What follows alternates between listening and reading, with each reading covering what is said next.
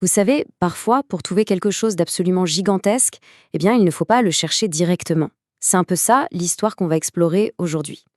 Une sorte d'enquête cosmique, une chasse aux planètes, où, figurez-vous, les astronomes ne cherchent pas les mondes eux-mêmes. Non, ils cherchent les indices qu'ils laissent derrière eux, des pistes gravées dans d'immenses nuages de poussière.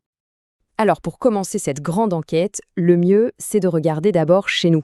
On va faire un grand zoom arrière, bien au-delà des planètes qu'on connaît tous, pour aller voir ce qui se passe vraiment aux confins de notre système solaire.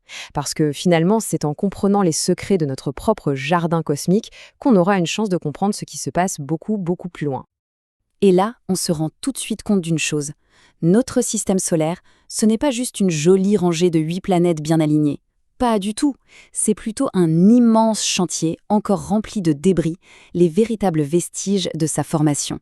On a la ceinture d'astéroïdes, juste là, après Mars, puis beaucoup plus loin, la ceinture de Kuiper. Et pour couronner le tout, imaginez une coquille immense, quasi insondable, qui enveloppe tout ça. C'est le fameux et très mystérieux nuage de Oort. Pour qu'on se rende bien compte de ce que ça représente, ces distances, prenons quelques-uns des habitants les plus solitaires de ce grand voisinage. Tenez, Farfarout par exemple. Il est à plus de 130 fois la distance Terre-Soleil. Et son orbite 1000 ans. Il lui faut 1000 ans pour faire un seul petit tour. Et encore, ce n'a rien à côté de Sedna, qui met plus de 10 000 ans. Ça donne le vertige et ça montre à quel point notre propre système solaire cache encore plein de secrets. Bon, maintenant qu'on a une meilleure idée de l'échelle, on peut partir en voyage. Exportons notre enquête vers d'autres étoiles. Et c'est là justement que les choses se compliquent. C'est là que les chasseurs de planètes font face à un défi. Mais un défi de taille, un vrai casse-tête. Le concept central ici, c'est ce qu'on appelle la poussière exozodiacale. Pour faire simple, imaginez la sciure de bois qui reste après avoir construit un meuble.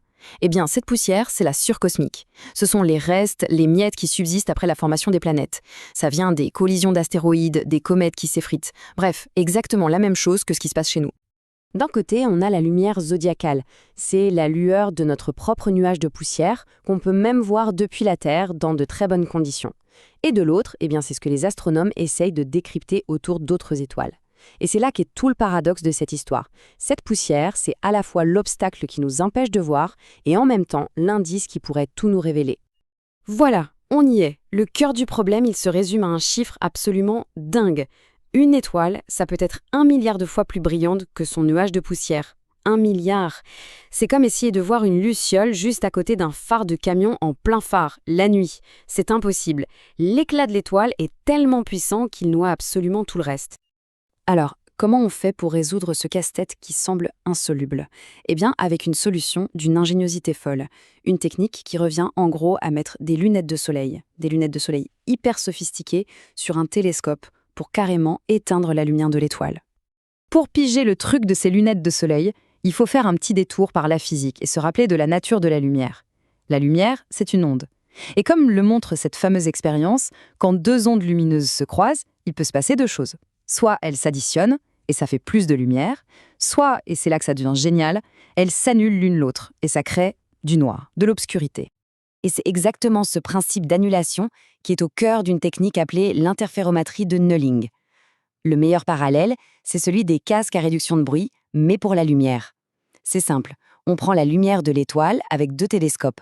On inverse complètement le signal de l'un des deux. Et hop, on recombine les deux. Résultat, les ondes de l'étoile, qui sont parfaitement alignées, s'annulent. Zéro. Mais la lumière de la poussière, elle arrive avec un angle un tout petit peu différent, du coup, elle ne s'annule pas. Et d'un coup, ce qui était totalement invisible apparaît. C'est magique. Attention, il faut bien comprendre un truc. D'habitude, quand on utilise l'interférométrie, le but, c'est de combiner la lumière de plusieurs télescopes pour avoir l'image la plus nette et la plus précise possible d'une étoile. Mais là, avec le Nulling, on fait l'exact opposé. Le but n'est pas du tout de mieux voir l'étoile. Le but, c'est de la faire disparaître, de l'effacer, pour enfin pouvoir voir le signal minuscule de ce qui se trouve juste à côté. C'est un outil d'une puissance phénoménale.